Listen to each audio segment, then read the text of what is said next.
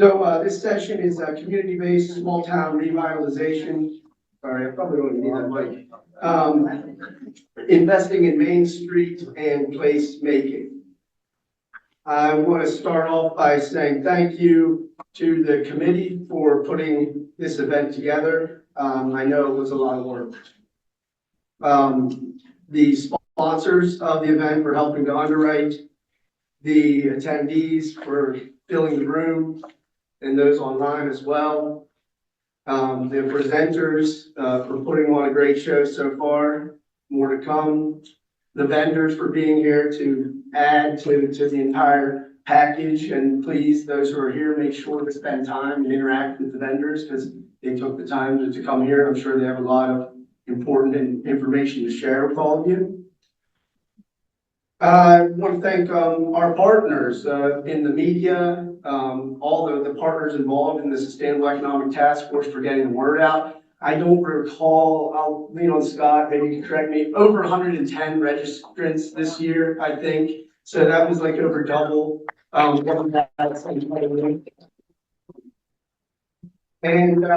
lastly, the KCAC for hosting. This is a great venue that we have here locally. And we're very fortunate to be able to take advantage of this and to host an event like this here at home. And those that are here visiting, welcome to Indiana County. I hope you enjoy your time here. And please visit, uptown or downtown Indiana, whatever you want to call it. Visit White Township. Visit all the great things that we have to hear. To check out, and you can check with the Tourist Bureau who's in the back of the room for suggestions. Okay, just an overview of the way that we're going to go about this. We do not have slides, so whether you like that or not, this will be a little bit of a different panel than some of what we've seen so far. I will introduce the speakers.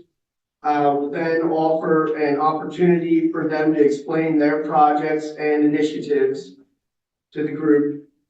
I do have a set of 5 questions prepared. I don't know that we'll go through all 5 of them based on what they cover in their presentations here. And then we will open it up for panel questions to the audience.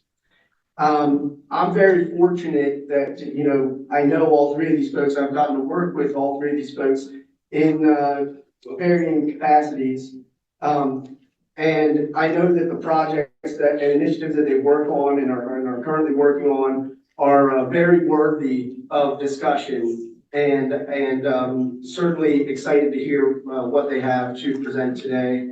I did like what Tina did earlier though, so I'm going to read the bios of our 3 panelists. Laura Hawkins, directly to my left, holds a master's degree in social work from West Virginia University, focusing on community health. She has 15 years of experience in nonprofit management in West Virginia and Pennsylvania. In 2005, Laura shifted her skills in project management, grant writing, and public health to pursue interests in low-impact outdoor recreation, natural resources, conservation, and historic preservation.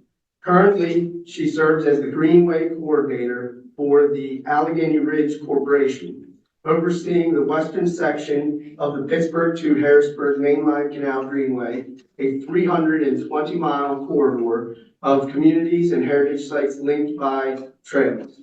Her work, including here locally, includes managing the Kisti-Conwall Water Trail and enhancing bike trail connectivity and heritage interpretation. To the left of Laura, right for you guys, David Lindow is the managing director of the Plumier Foundation, a 501c3 craft organization relocating to Salzburg, Pennsylvania, where it is revitalizing an circa 1850 building to serve as its home. Formerly trained in clockmaking, David previously manufactured mechanical clock movements and historical machines in Wayne County, Pennsylvania, before co-founding the Plumier Foundation. The organization focuses on teaching high-level craft skills and is moving from Port Chester, New York to benefit from the economic opportunities and strong community spirit of small-town Western Pennsylvania. Now 5 years old, the foundation is establishing its permanent base in a 6,200 square foot building in downtown Salzburg. Some of you may know it as a mule barn.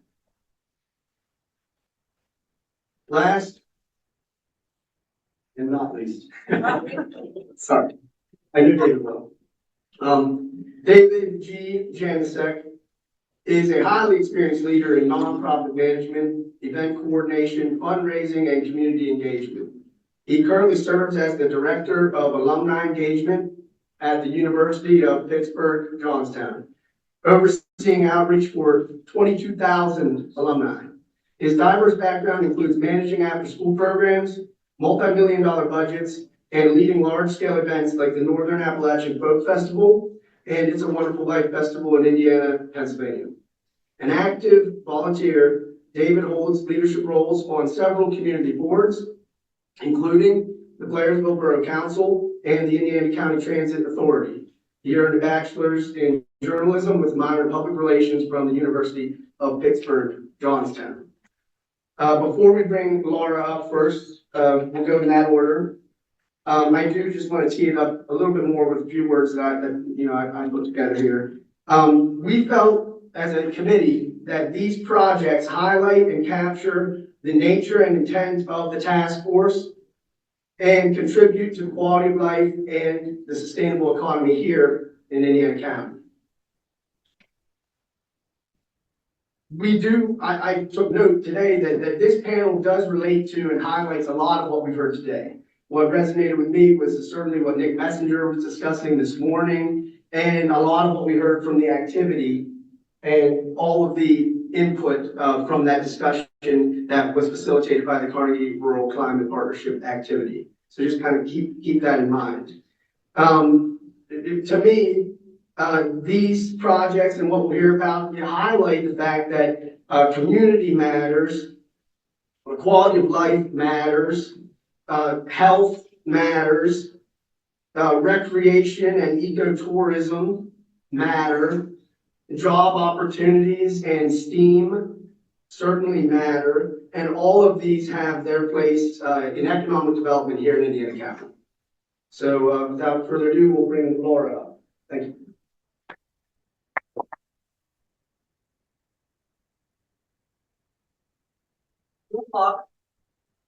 Audience is dwindling. Our attention spans are dwindling. I'm already thinking about my dog.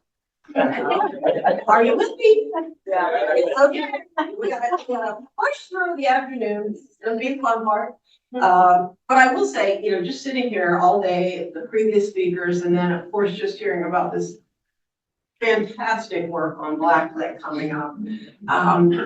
You just can't overstate it that clean streams and rivers and the trails that have increased access to our natural resources has been transformative for Southwestern Pennsylvania. I mean, that's not overstating it. That's not being dramatic. It's been transformative. Just like with the Black Lake and what they were saying about it being, red and dead. It's not that long ago that the whole Kissi-Conemaugh River was that. I think it was in the late 80s, early 90s. I did an assessment of the Kiski, 26 river miles, virtually no aquatic life whatsoever. One frog they found. That's not that long ago. That river was still red then. And, just listening to everybody talk today and some of the people that I know are in the audience now, people started back then working on projects that were transformative. The Kiski-Conemaugh now has, the Conemaugh Valley Conservancy did an update to the Rivers Conservation Plan in 2017, it was finished. I think 28 species of fish alone. That doesn't include all the other aquatic life. In that little bit of time, these projects transformed this corridor, this area. And let me tell you, when people started working on trails back then, they didn't have decades of economic impact data to look back on and say, this is going to be transformative.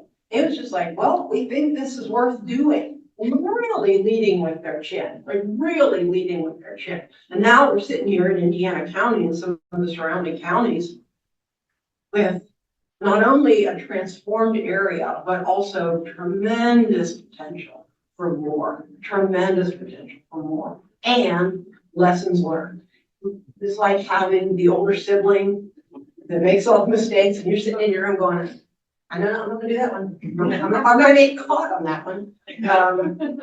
There's so many lessons learned that we are gonna now be able to bring to bear as we move forward. And believe me, the work isn't done. There's many more challenges, but there's tremendous opportunity for Indiana County. Just even thinking about the trail network, and again, there's tons and tons of economic impact data. Why we're talking about trails, you were going to talk about trails again. It's because it has been transformative. I'm not going to go into all the economic impact studies that have been done. They're on DCNR's website. They're on Pennsylvania Environmental Council's website. They're on Rails to Trails Conservancy's website. The Trail Town Program's website. Those studies are out there, and we're building up a real economic studies, not done by social workers, but by actual people that understand economics. And so, we're looking at the very, very tremendously popular Ghost Town Trail, and Boodlebug Trail, all coming down into the Blairsville area on the western end of Blairsville. West Penn Trail that connects with Westmoreland Heritage Trail that goes entirely across Westmoreland County. Further downstream, earlier today, you heard about people talking about the Armstrong Trail, acquiring the Kiski Junction Railroad and additional mileage down toward Leechburg. I'm working with the folks in Leechburg to extend that trail through the town, incorporating all the trail town components that I'll talk about in a minute. There's all of this network all converging around Indiana County, which has already seen the economic impact of these resources, and now there's such an opportunity to do more to capitalize on that, which I'll talk about in a minute. So yeah, get on board, get on board, because people are still working on projects that are still transforming, and there's just tremendous opportunity. So that's a long way around, but who I am, what I do. Josh mentioned about working on the mainline canal Greenway. One of the things that I did when I first started working on, and as part of that job, as Josh mentioned, I managed Kiski Conemaugh Water Trail with a lot of partners. That just means I pull together the work of other people that do really, really good stuff and try to promote it. There are updated Kiski Conemaugh Water Trail maps back in the corner of that room over there. And also Allegheny Trails maps, which is a network of 13 trails between the Allegheny Ridge and the Allegheny River. The Greenway sort of looks at things in a cycle, environmental stewardship, which is the keystone of all of it. Without that, nothing else works. Environmental stewardship, outdoor recreation, historic interpretation, all which should feed into community revitalization. And just kind of keep, all of those elements should keep feeding themselves. And that's what I kind of look for with projects that I might be able to plug myself into and be useful to communities or organizations that are working on elements that sort of promote these ideas of the Greenway. Is, how can I help them push something forward that is a part of that wheel. And so, yes, part of that is looking at trying to close the gaps between the trails, because that is where, again, we have decades of economic impact studies that show making those connections and connecting into those communities physically is where you see your biggest return on rural investment. It's a big gap around Blairsville right now. We've talked about it a couple times. One of the first things I did when I first started working in this area was look at feasibility studies to address the gaps. Because so many people have done so many great work building trails all around the Kiski Conemaugh. I wasn't needed there, they don't need me to do something that's done. So we did feasibility studies on those gaps. And most of those are 10 years old. So we have an application pending now based on the success of getting ready to build the Route 22 bike ped bridge, which is a multi-purpose bridge that will connect the Ghost Town and Lindow trails and the southern side of Route 22 toward Blairsville. We're looking to do an update on all of those feasibility studies. Let's look at, okay, we don't need to do feasibility work again. We need to assess what's been done, what else needs to happen, what worked, what didn't work. And more importantly, I think, engage people locally to begin to continue that work. The bridge is a big step in the right direction, but there's more to do, and we need to re-engage people on a local level to say, okay, let's hit it out the park now. Let's do the rest of it. So we have an application pending to look at that and several other gaps in the corridor. I was very lucky in that the Pennsylvania Environmental Council is also working on looking at from sort of the 300-mile view, the Trans-Allegheny Trails corridor. And so myself and the folks at PEC coordinated our application so that those two different levels of working on sort of a similar thing could really complement each other and work together well. I'm excited to get going with that. In addition to all of the decades of economic impact studies that have been done, part of what came out of that, economic work was a model for helping communities capitalize on their nearby recreation resources, bike trails or river recreation or other things. And there's lots of models that have been done for many years on that kind of work. National Park Service for a long time had, possibly still does have, their Gateway Communities Initiative, where they really help communities that were near, national parks and national historic sites, not only mitigate some of the challenges that might be associated with that kind of location, but really capitalize and plan for, how to make the most of those opportunities for their communities. And the Trail Town program is it's a very similar thing. It's a very structured look at not only, what were the impacts, but also, just because you have a river or a trail in or near your community doesn't mean you automatically benefit from that resource. I'll tell you a funny story. When I first started doing this kind of work with a very tiny community that had a great river access, had a trail right through the heart of town, and was just kind of walking through town with trail maps and trail brochures to some of the businesses in town saying, hey, you want some trail maps for your customers? And teeny tiny town, the trail was literally physically 2.5 to 2 to 1.5 blocks away from the businesses. And I can't tell you how many of the businesses said, what trail? It's not that long ago. And that's not a diss in any way. These are small businesses that are barely, have enough staff to keep themselves open. They just really didn't know of the resource. So the Trail Town program came up and studied and revised and learned and revised, really specific steps and mechanisms to analyze your community and plan for things that you could do differently or better to really capitalize on those resources. It includes things like,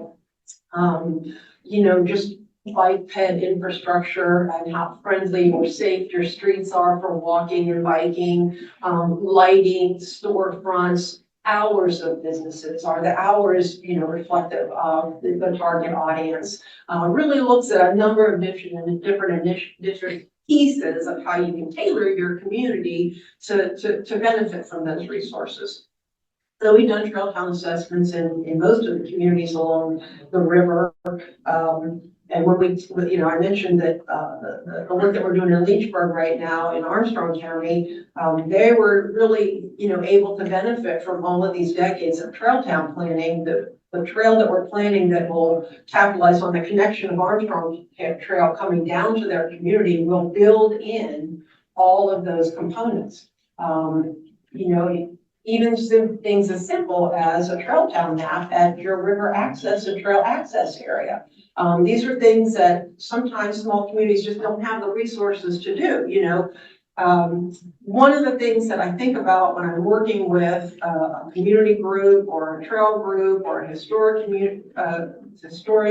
association, I try to be very respectful of their capacity, of the capacity in the room. You know, a lot of times people get involved in community revitalization because they want to make their community better. They care about their town. It's community care. And you know, you get into that work and start looking at the things that you'd like to do differently or address for your town, and there's a list this long, and you look around the room and there's 3 or 4 people.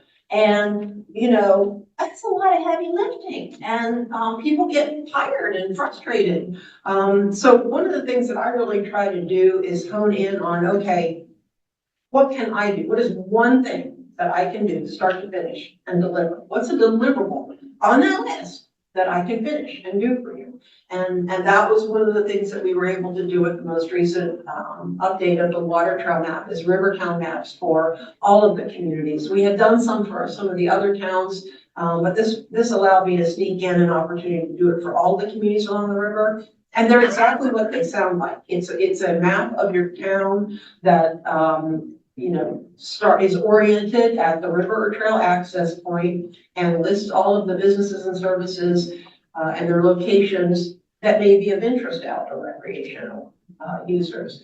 And you know, it's kind of a nice thing for community residents to have as well, as to have a sense of not just businesses and services, but the points of interest in the town. One of the things that we are a little bit guilty of in southwestern PA is you know, sometimes we can take for granted the things that other people might see as valuable in our towns. So reminding people of their points of interest and that they're really significant and that they matter and that they're interesting to people, I think is also nice for communities to remember as well. So we kind of do follow that model. It's been called many different things over many different times, from, you know, nature-based placemaking to resource towns is, I think, the most recent iteration of that terminology, but it's all mechanisms for helping communities really capitalize on those types of resources. You know, another thing that I think about is just making sure that we're all aware of the complementary roles when you're working on community revitalization. You know, municipal leaders have a specific role that they need to play, and they also have limitations within that role. And the same with the volunteers and community revitalization volunteers. They have a role to play, and then they have limitations in that role. And just being respectful and complimentary and trying to, you know, fill a niche, but support what is already being done, so that people see that, you know, we're not always pointing fingers necessarily so much as, okay, how can I help you do 1 or 2 of these things that are important to your town? And the last thing that the thing I want to close with, I guess, is we can't overstate the importance of the environmental stewardship piece in all of this work. The watershed associations and conservation districts and other conservation organizations in this area we've talked so many times today about quality of life, quality of life, quality of life. And those folks have contributed so much to the quality of life in this area. It's almost unprecedented. None of these other things that we have been talking about today can really happen without the work that they have done. And they need help. We need help with not only the stewardship activities, but the recreational work that has to come. And, you know, I'm talking to a room full of busy people. I get that. But I'm hoping that maybe today and some of the work that will come out of this, we talk to our neighbors, we talk to our friends, we talk to our family members about getting involved with, as Lori said earlier, one thing, pick one thing. Join the Watershed Association, join the trail group, join the people that are working in community revitalization. Pick one thing, or encourage, or you probably already did that, everybody already did pick a couple things. Encourage somebody else that you know then to pick a thing to get involved with, because again, there's tremendous opportunity, but it is gonna take more work, and it is a long game. You know, Lori mentioned how long ago the first discussions about Blacklight happened, and now it's actually becoming a reality. When the folks at Armstrong Trail, that acquisition that they made of the Kissing Junction Railroad has been talked about for 30 years. And it was a never gonna happen project. Never, never, never, never, never, over and over again, every time it came around. Same thing in Lynchburg. The folks that are getting their trail this summer, this fall in Lynchburg have tried to do this. This is at least the fourth time, over 30 years. It's a long game, but it's happening. It's happened. It's happening, and it's going to keep happening. But we gotta keep getting more people involved on the local level, because everybody thinks it's all about money. But if we just had money, it's not about money. It really is about people and access and worker needs on the ground level. So all of the people that are doing that work need more help, and they need people to do it going forward. So that is my. And thanks very much for all the work that you guys have done.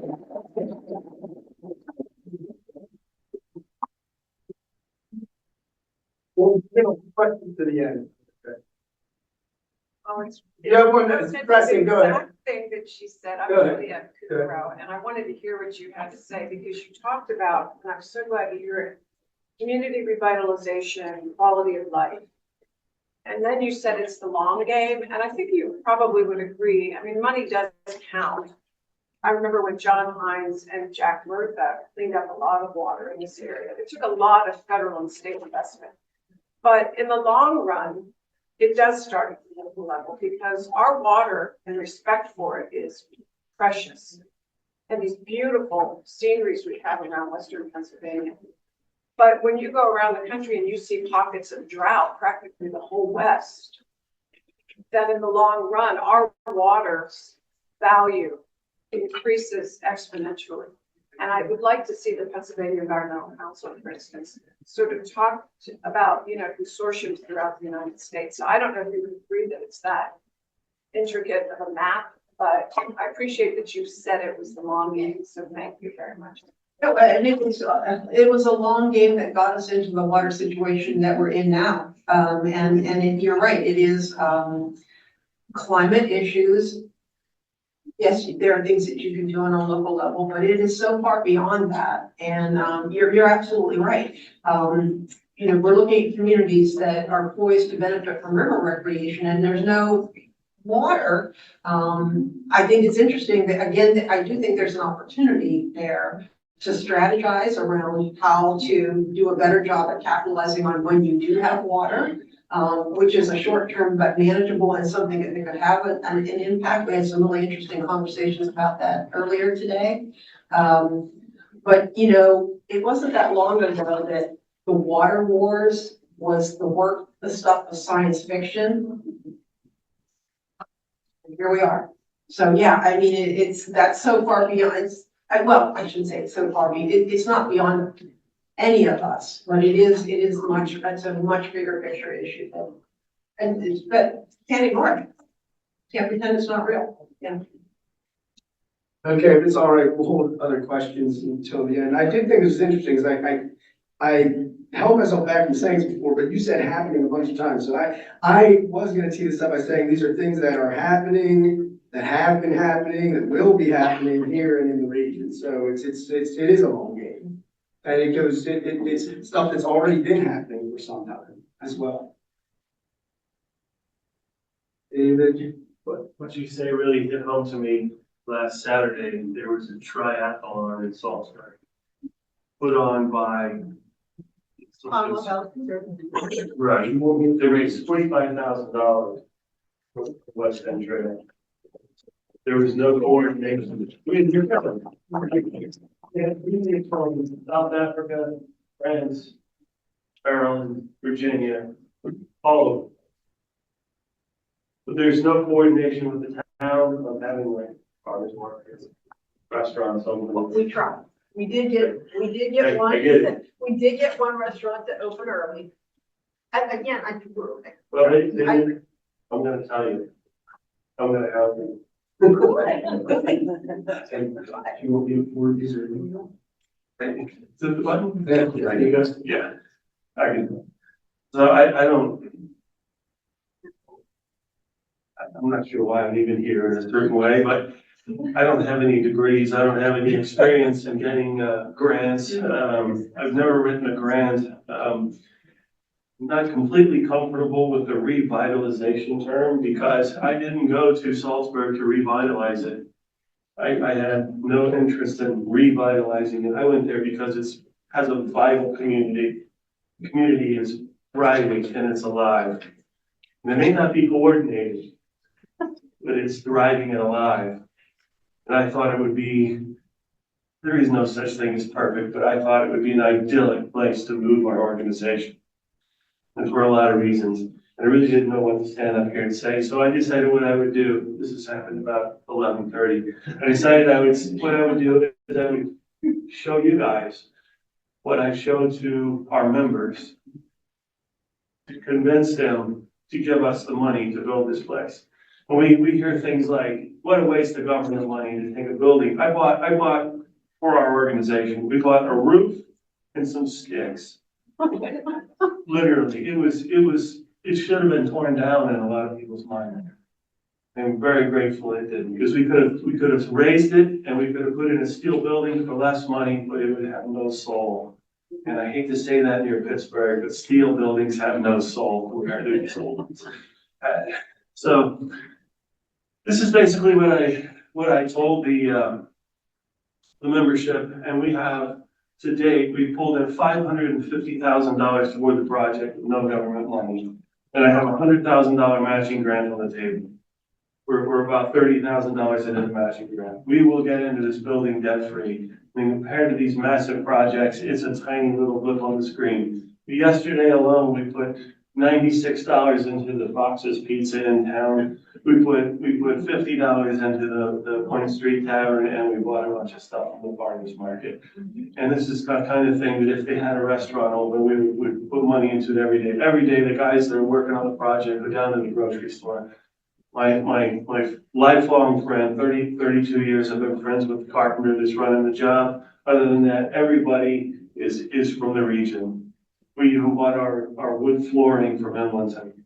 But we're literally bringing $600,000 to the little community. And I think that these little communities, especially a place like Salzburg, has the vitalization that can attract people like that. If you continue to behave in a certain way, that will do that.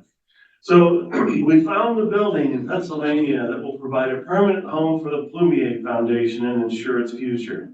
We can raise the funds for the restoration and improvements. This building will cut our operation expenses in half, double our floor space, and provide lodging for students and artists. That says a lot about why we came there right there. This is from an excerpt from one of our young people. We were finding that about 45% of the people who walk through the door are 35 and under. And people say, how are you getting young people? I said, number one, we open the doors. And number two, we invite them in. And typically people aren't inviting the kids in where they're looking. So they don't know the doors are open. German poet Heinrich Heine once visited Amiens Cathedral and realized why we don't build such monumental structures anymore. In those days, men had convictions, whereas we moderns only have opinions. And something more is needed than an opinion to build a Gothic cathedral. Nolan said, today we are not here to build cathedrals, we are here to build something equally remarkable, a future for artists and craftsmen. And he was right. So in order to become sustainable deep into the future, we needed to reduce our costs. We were in Port Chester, New York, which is an extremely expensive community. So there we came. 2020, we moved into an empty warehouse. We filled it with machinery. And over the next 4 years, we found that the community was growing and we were gaining people from all over the country. We put together an astounding collection of machinery on which we could teach people craft. We teach some esoteric things, but we also teach things like jewelry and jewelry, wood turning, gemstone cutting, cabinet making. You pretty much, if you want to build it, you can go there and build it. In our mission in a nutshell is we want to be a palace, a refuge, and a studio. And a palace, of course, is not just the residence of nobility. It's a place of public amusement. But together, we built an active studio where students could learn and beautiful objects were being born. We've conceived of an institute and instituted a refuge for people who come from all kinds of backgrounds to share in their interests. Anyone that's ever deeply involved in craft knows it's a very lonely, cruel, hard existence. The pay's terrible. Usually you do it in isolation, and you really have very few people to turn to whenever you're having trouble. We wanted to be the antidote for that. And Palace, the culmination of our effort warrants to move to a location where we can permanently be established. A veritable palace, a home of historic machinery, craftsman, artisan, with the inherited calling of great craft. This happens to be one of our pieces of machinery that, presumably, if you came, we'd probably let you run that one or one like it. Our experience in Worcester over the 5 years was that we were relevant in the modern world, despite being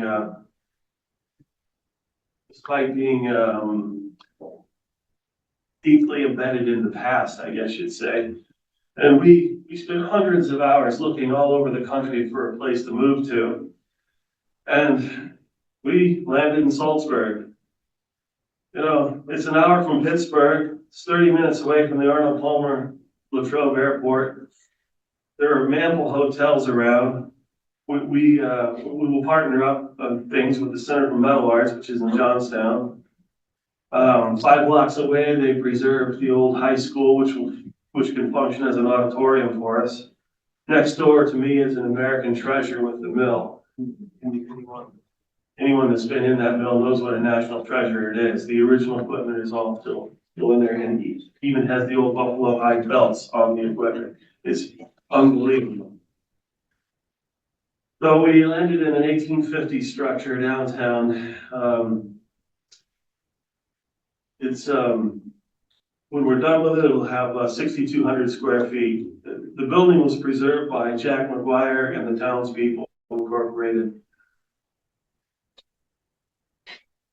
Building was built in 1850, but 16 years later, it was turned into a general store.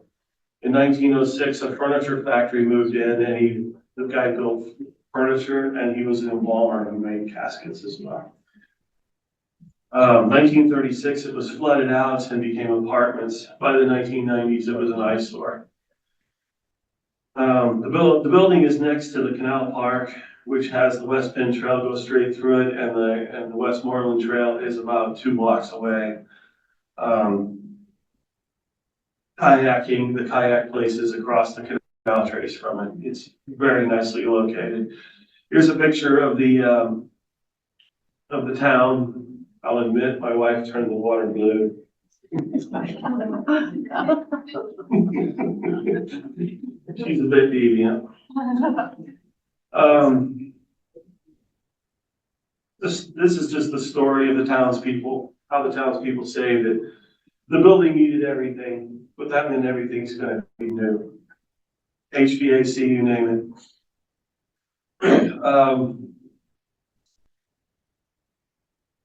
I don't have time to get into what ornamental turning is, but ornamental turning is usually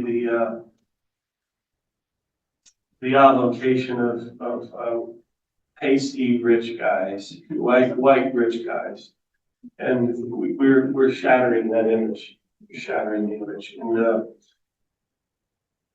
that's pretty gratifying. But the reason complex turning works so well as a source for education in craft is that it takes a skill set extremely wide. It was historically done by kings and queens. It dates back into the 1500s. Almost nobody's ever heard of it. And people come into it from other crafts. And that's why we will essentially have in this building the ability to do virtually every craft. Here's a piece from the 17th century with a bunch of quotes from people that have been there. I could read them, but it won't help us much. These are pieces that our members have made. You know, in the lower right, it's the kid has done a bunch of experiments in what we call stabilizing wood. He's taken a domestic hardwood burl and he's plasticized it. And the reason we're doing that is because historically you could only use very exotic hardwoods that are really hard to obtain, and a lot of them you can't import anymore. So he's looking to use wood that's very sustainable in the process, and otherwise it won't hold the image. The top left is a gemstone, and we've got some young practitioners that are pushing the limits on using this old machinery to create fantasy jewels. The project, like I said, we are about $550,000, and I think we're going to probably end up overrunning and be about 630. But what's been really interesting, why I say I'm not there to revitalize the place, I'm there because it's vital, is because the old grade school at the top of the hill was repurposed. The guy who owns it, we had 3 tractor trailer loads of equipment. One was going in the building because I didn't want to move it twice. The other 2 went into his building. He probably reduced our cost of moving by $25,000-$30,000 by storing my stuff. That's a pretty nice welcome to the neighborhood. You know, between that and the donuts and cookies they're bringing us, it's a pretty welcoming place.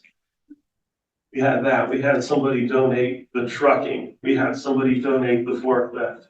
We brought the cost of moving probably down to about $6,000.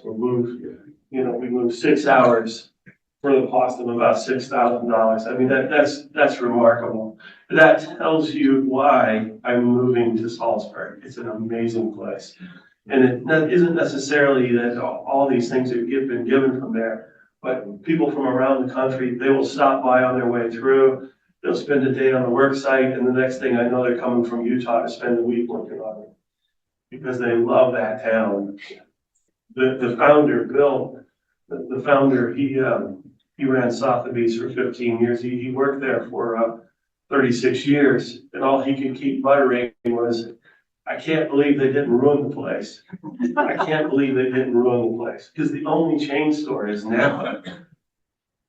Think about that in the modern world. The only chain store is Napa, and there are no strip malls in the town. A couple of them outside the town, that's great. No strip malls in the town. This is just us begging for money and showing a bunch of pictures of people from different walks of life. You know, everything from an army soldier to some people from Argentina, you know. Anyway, really don't know what else to say about it. We're under the impression that Salzburg's going to do more for us than we're going to do for them. But I certainly don't think we're going to hurt the place. We're going to sell a lot of meals. We're going to sell a lot of hotel rooms. And we're not going to make it a busy place in the process. But if we coordinate with all that's going on, I walk down the street and I have people bragging about the fact that they mow the West Penn Trail. They're proud of the fact that they mow the West Penn Trail. And they talk about how after the trail washes out, they're out there with gravel filling it. You know, it isn't so much about the money as it is the heart and soul. And that's why I picked the building here, because the building has a lot of soul. And I hope all of you come see it. You know, we'll have an open shop the middle of May. That'd be kind of our grand opening, and it is completely open for anybody to go.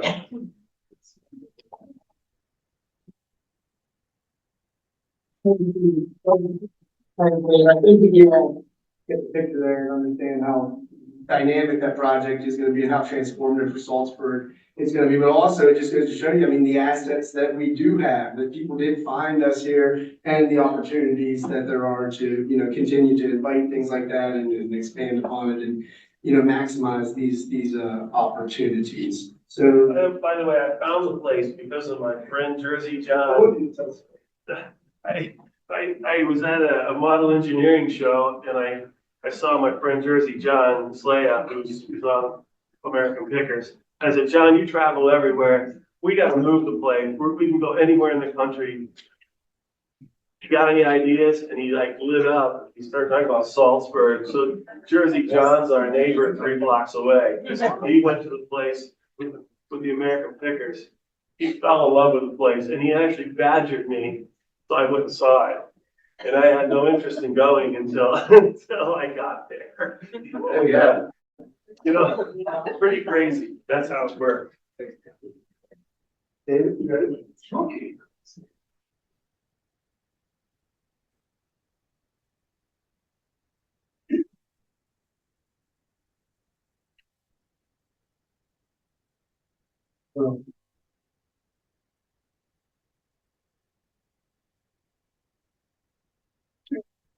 Thanks, Josh.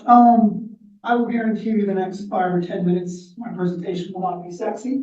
Will probably not be exciting, but, the Murphy Lot Visioning Project is a, textbook, example of remedial development. And I say that because I think, you know, as we get into redeveloping communities or any projects, oftentimes, we lose track because we want to do what's sexy or what's, you know, attractive or what's going to be, you know, the next big thing.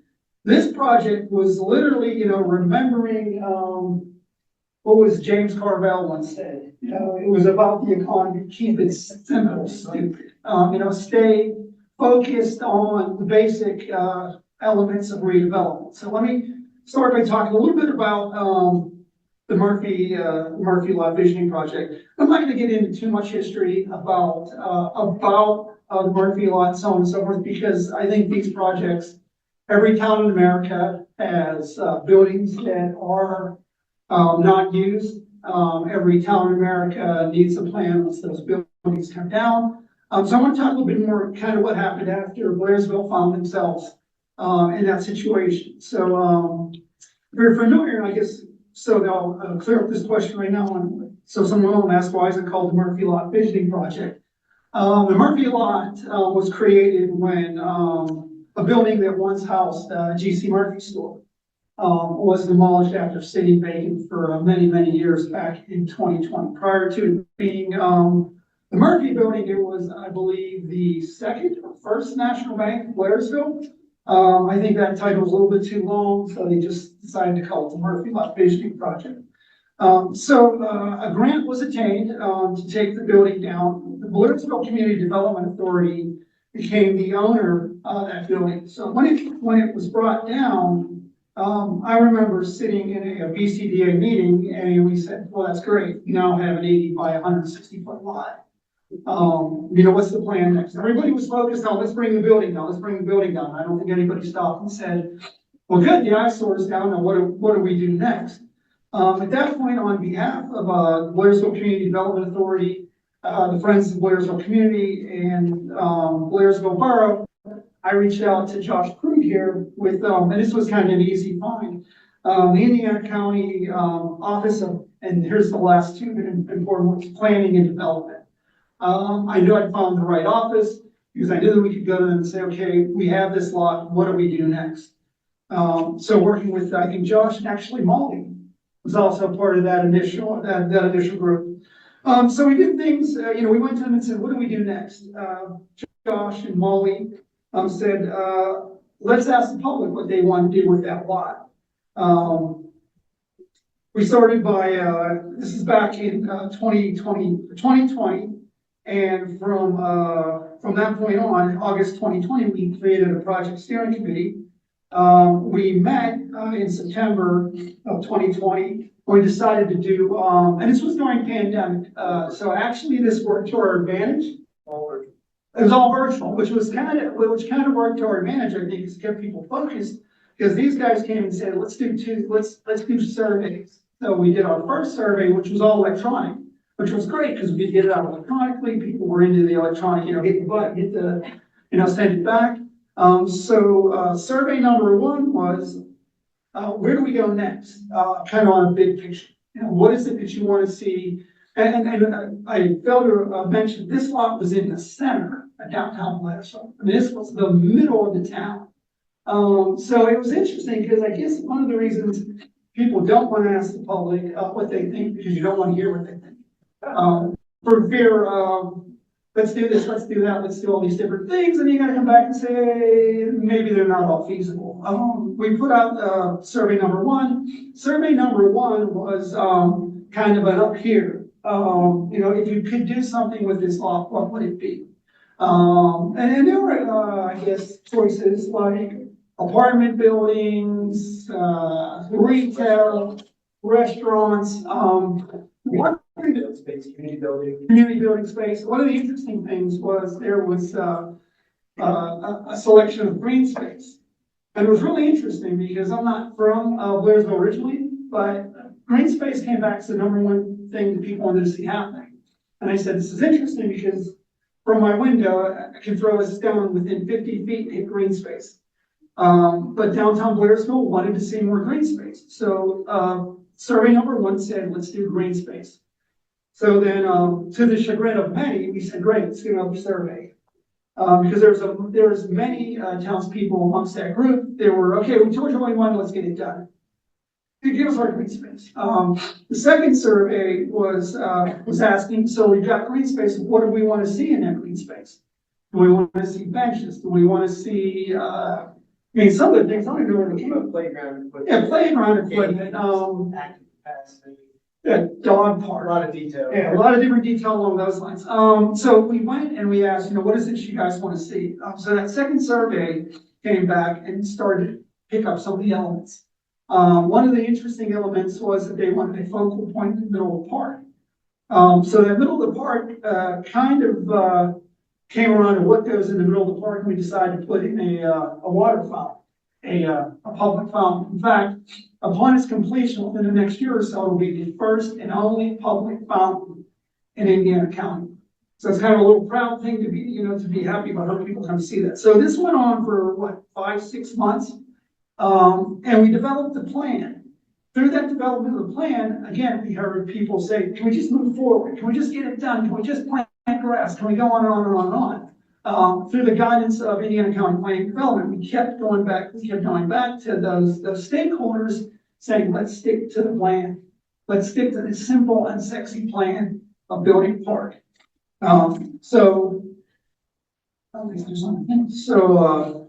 Again, we did 2 surveys. We met for about 6 or 7 months to get to the point where eventually the idea was to break ground. We recently broke ground last summer. At the beginning of last summer. I'll make sure it's fundraising began. Oh, we had a recording and rendering too. Sure, absolutely. We did the recording and rendering, trying to get people, a little bit more excited about it. But the interesting thing is whenever it became time to break ground and start raising money, it's about $150,000 project. We're around $75,000 or $80,000 through this project already. So we're seeing, this was kind of interesting. The word pergola came up. I'm not even sure if I'm saying it correctly. Pergola, but we had 2 pergolas put in. We had sidewalks. We had memorial bricks. We had benches, raised gardens. The fountain will soon be done. We're hoping that it'll be done for Blairsville's bicentennial, which is 2025. But again, this project timeline was over a large period of time, which again, many people were not happy with the fact that it had taken so long. But the remedial part, I think, that if there's any takeaways that we learned from the visioning project was, number one, don't be afraid to collaborate and look for help. We all sat around the table and said, we don't know what the next step is. You know, we've got a lot in the middle of town. What do we do next? We reached out to Indiana County Planning and Development. They came and said, this is the way that you go from point A to point B to the end of the project. This is so important, and I think that, you know, it warrants saying, because this is one of those things, the non-sexy things I think we often lose track of. Listen to the stakeholders and listen well to the stakeholders. The community said they wanted a park. We were like, is park the best thing for a downtown? The community wanted a park. It went so far as after 7 years, it did not have to had to no longer become a green space according to the grant. So there was some concern that after 7 years, what happens and what can happen to the park. Again, BCBA went to the borough and said, we would like to see that lot turned into a park in perpetuity. The borough signed it into law, so it'll be a park forever. Again, that's what the stakeholders wanted, not only after the first 7 years, but then and on. So again, stick to the park, stick to the plan, listen to the stakeholders, and don't be afraid to look for collaboration and help.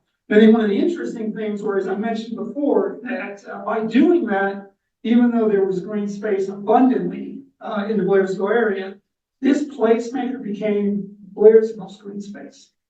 It was what the community wanted. We listened to it. We didn't deviate from the plan. And in the end, like I said, we're at the point where we're 2/3 of the way in the funding to make this park. And you know what I think, you know, what do we hope to see?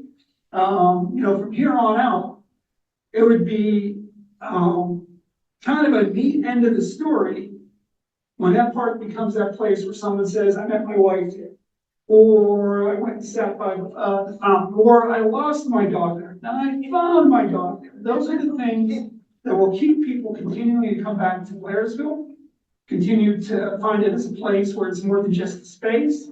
And it's also convenient that it's located right in the middle of downtown, and we hope that we see, you know, with benches and tables, you know, people enjoying coffee, enjoying sandwiches and so on and so forth. So in the end, there will be an economic, hopefully an economic impact. But I think the bigger impact is that it's truly given Blairsville, it will give Blairsville a place where we can call it a very little, you know, what I say, 20 by 60 foot, 120 foot by 60 foot green space in the middle of town. So that's the unexciting, unsexy version of I guess, remedial development. Oh, you can follow us on Facebook online. It's called Blairsville Murphy Lot. In fact, it's interestingly enough, we are taking donations. You can buy a brick, you can buy, you can help fund the fountain, or I think there's still maybe a few amenities left. But then again, and it's interesting because when we talk about it becoming a placemaker, one last thing I just want to mention is even though it's not a physical, I mean, it still has storm fence up around it, you know, not people are allowed to go in it, but we found it through the virtual community, it has become a virtual placemaker. People go to that site, people, and we see it not only in the fundraising efforts, but it's interesting. I really invite you to go. I'm glad you brought that up, Josh. I invite you to go and look at that, the progression on, you know, on the Facebook page, and Blairsville Murphy Lot. And it's interesting because you'll start to see where community it just comes out.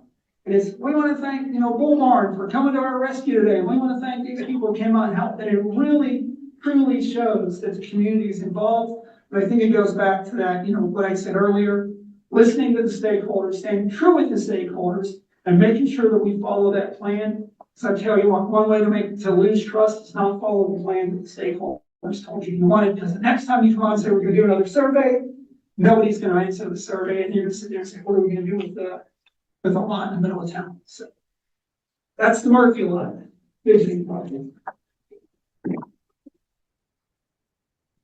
Really very happy to partner with David and the BCBA and folks in Blairsville on that project. And just so everybody knows, you know, when resource capacity allows for it, that is a role that we play. It's in our strategic priorities to provide technical assistance to folks throughout Indiana County and our partners. So just keep that in mind. And then, you know, with that project, we went through the visioning, et cetera, but we have not really touched it, that much sense. We were at the groundbreaking, et cetera, but they've taken it and run with it, and I just see so many more opportunities for us to continue to do things like that throughout the county, so thank you. I think we're a little bit over our time, so, I don't know, is somebody gonna tell me, can we have a couple questions, maybe? I'm not gonna ask mine. Does anybody have any from the audience?